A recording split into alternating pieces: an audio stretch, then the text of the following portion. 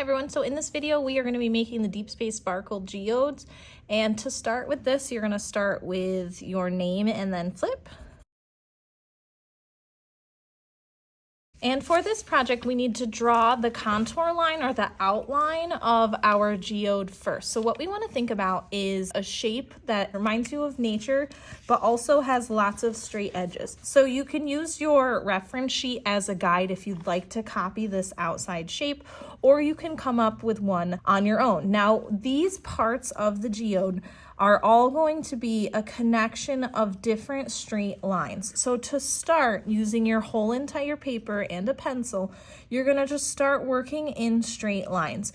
And the contour line outline is all made up of straight lines too. So however you wanna kind of start and make this shape, you're gonna work on the outside of the shape first. If you need to use a ruler for this part, you can. And also notice how I'm working lightly in pencil, working with only straight lines. So I'm locking my wrist and my elbow while I'm doing this to make sure that my lines stay nice and straight. Perfect. So you can see my outline is started now. Now what you're going to do is you're going to start connecting the corners of those straight lines to spots in the center of your geode. So to help you do this, you can do it a couple of ways. You can just draw those straight lines and connect them, or if you want to do maybe 6 or 7 dots really lightly in the center, 3, 4, 5, 6, 7, you can play a game of connect the dots between your corners, your dots, and the lines that you already have. So what that looks like is more straight lines, just connecting where it makes sense. And then you're just gonna work around your piece, connecting those corners with different straight lines.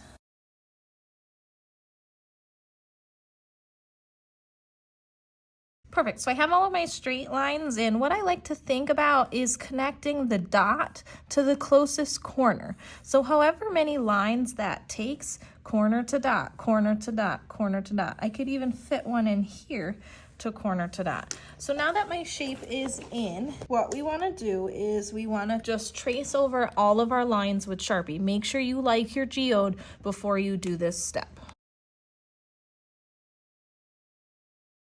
Okay, perfect. My lines are all traced. There is some spots where I accidentally went off of my Sharpie line and my pencil line. So to fix that, just take your eraser and get rid of those pencil lines.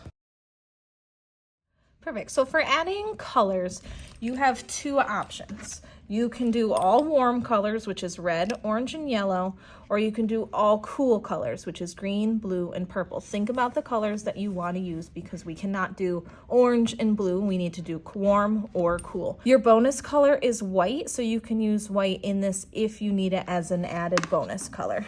So for mine, I'm going to stick with cool colors, and I'm going to do a technique called wet into wet painting. And what this does is it creates a really cool tie-dye effect. So there's a couple ways to do this. One way is you can take your clear water and paint it on to a section that you're going to start with. So I'm going to start with these first 5 boxes. Yes, it is hard to see, but just know that that water is there. Then you're gonna take your paint, and you only need a little bit of it, and you're gonna start tapping in your paint. And what's really cool about this technique is the paint won't spread where there's no water. So if there's no water down here, my paint won't spread down that direction. So since I'm sticking with my cools, I'm gonna start laying those in. The other way to do this technique is just by straight painting. So if you go in with a color and just paint it in, you can take more of that color and kind of drop it in. Keep in mind that if I'm painting this section purple and I go right in and paint this section blue, those colors are gonna mix together because both have water in them. Keep them in mind as you work around your piece. So you're gonna fill up the whole entire geode with either warm colors or cool colors. I'll let this part pass forward so you can see what it looks like when it's done. Another technique to get a cool texture is if you take a paper towel, crumple it up, and then dab where it's still wet, you'll get a really cool texture.